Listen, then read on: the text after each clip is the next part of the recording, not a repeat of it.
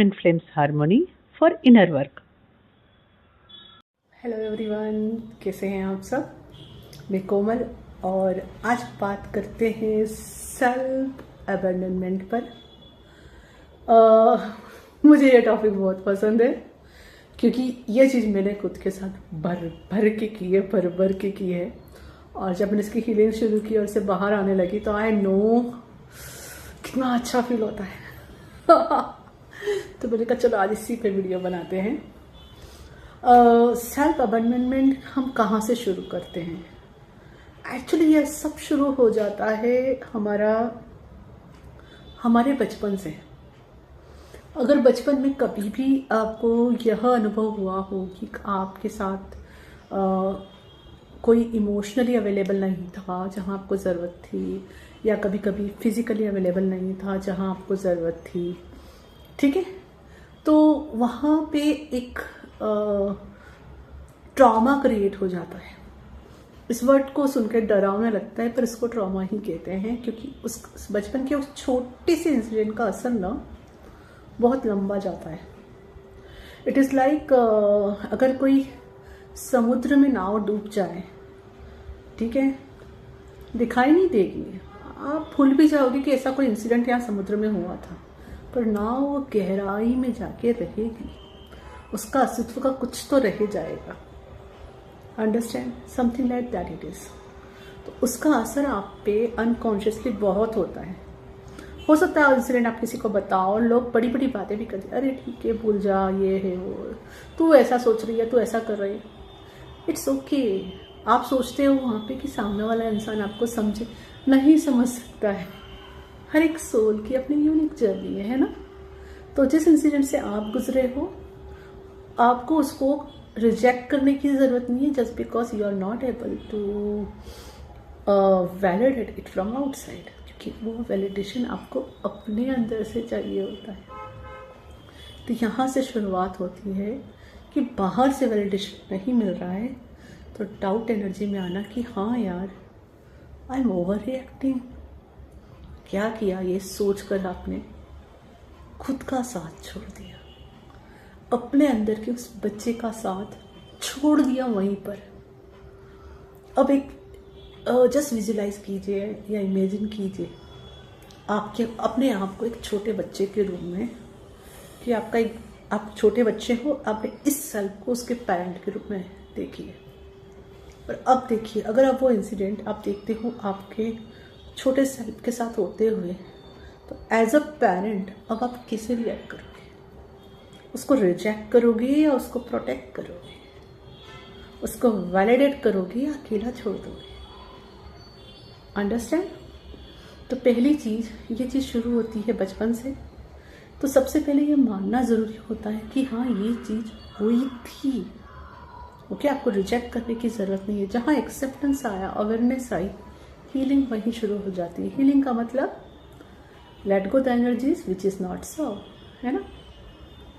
तो वह जो नाव अंदर डूबी पड़ी है, हम उसके सारे अस्थि पंजर को निकाल के फिर थ्रो कर देते हैं बाहर।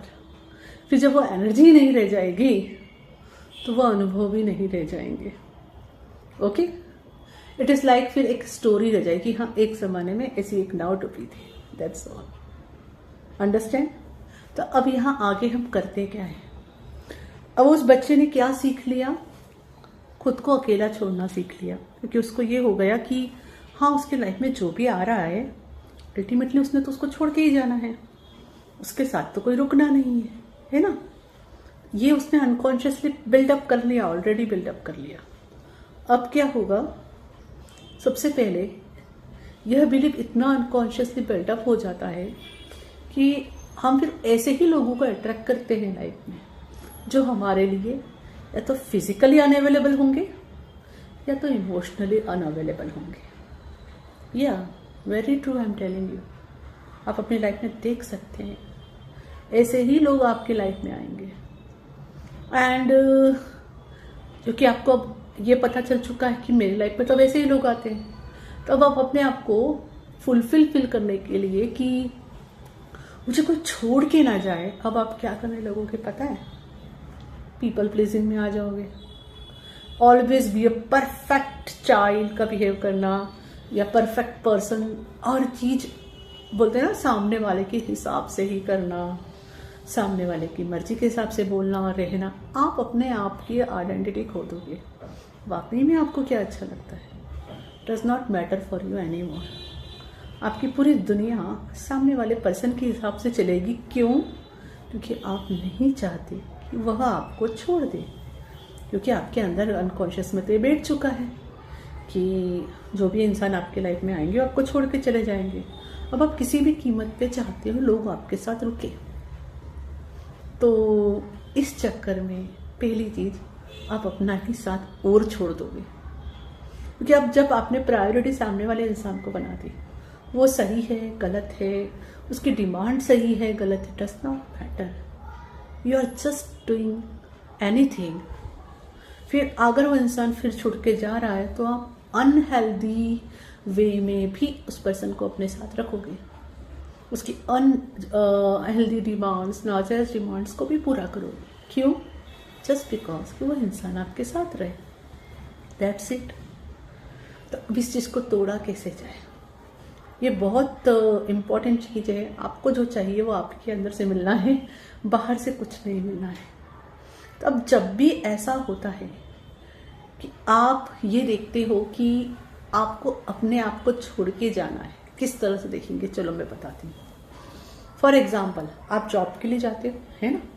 जब भी हम कहीं जॉब पे जाते हैं प्रोफेशनली, कुछ रूल्स होते हैं उनको फॉलो करने के लिए हम कुछ ना कुछ बिहेव तो ऐसा करते हैं जो हमारा ऑथेंटिक नहीं होता, just to get fit there. Okay, एक सर्टेन लेवल पे करते हैं, ओके इट्स नॉर्मल। लेकिन एक लंबे समय के लिए खुद को अकेला छोड़ देना और उस फिक्टिशियस कैरेक्टर में ज़्यादा देर रहना, उसे कहेंगे कि आपने अबैंडनमेंट शुरू कर दिया खुद के साथ। फिर तो अंदर का बच्चा चीखेगा जोर जोर से। ओके, तो अब जब भी कोई इंसान आपकी लाइफ में है या कोई सिचुएशन आपकी लाइफ में है, तो पहले उसको यस करने से पहले ये देखो, आप जब वहाँ एंटर कर रहे हो आपको कैसी फीलिंग आ रही है। आपका नर्वस सिस्टम में आप फील करो, आपको रिलैक्स फील हो रहा है, इजी फील हो रहा है या एंशियस फील हो रहा है।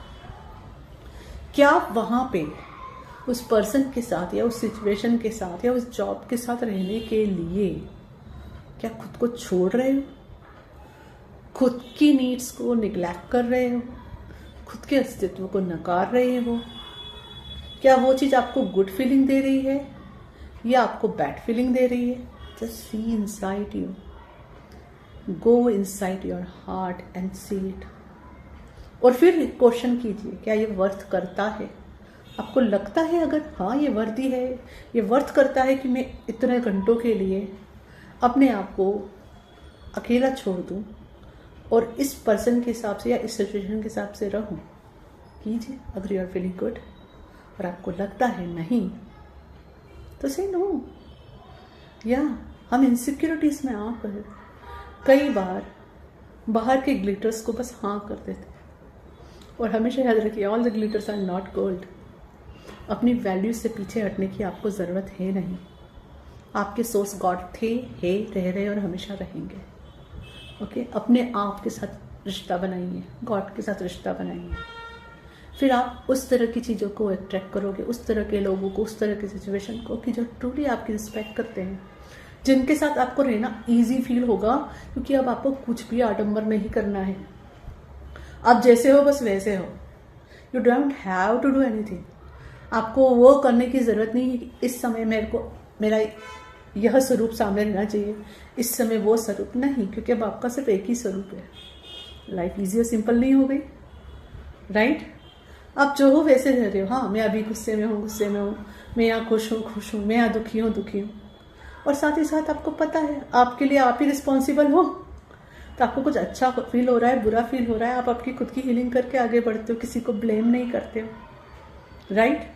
और साथ ही साथ लोगों के साथ भी फिर अपने आप कंपेशन से रहते हो। प्यार का मतलब ये भी होता है कि सामने वाले को नो बोला जाए। प्यार का मतलब ये भी होता है किसी को ज़िंदगी से टाटा बाय बाय कर दिया जाए। Yes, it is called love only. कि आप उस सोल को घुमा नहीं रहे हो, आप अपने आप को घुमा नहीं रहे हो। राइट? और यहाँ पे कहीं पे भी आपको पावरलेस फील हो रहा है, it's okay, it is a process. मेरी लाइफ में भी कुछ सिचुएशंस है जहाँ मुझे पावरलेस फील होता है, आई एक्सेप्ट इट, हाँ होता है, तो वहाँ पे मैं काम कर रही हूँ, ठीक है, God is my source and I know that it's progress is happening. अपने आप में महसूस होता है, और कभी बाहर से वैलिडेशन ना भी होना, ट्रस्ट और फेथ हमेशा काम करता है, और समय आने पे बाकायदा आउटर रियलिटी प्रूव भी कर देती है। तो अपने साथ रुकना चालू कीजिए। जब भी अपने आप को अकेला छोड़ रहे हैं, देखिए, एक छोटे से बच्चे के रूप में देखिए कि मेरे अंदर का ये बच्चा ये चाहता है, और अब मैं इसे अकेले छोड़ के जा रही हूँ, उसको ऐसा फील हो रहा है, इस एनवायरनमेंट में इसका दम घुट रहा है, तो क्या मुझे इसमें जाना चाहिए? आस्क योर क्वेश्चन और देखो आंसर क्या आता है, and follow your guts. Thank you For watching and subscribing my channels. Please share my videos with others so it can help in their journey too. And please visit my website. There you will get free blogs in Hindi and English, as well as free courses and paid courses details that can help in your journey. Thank you for being here.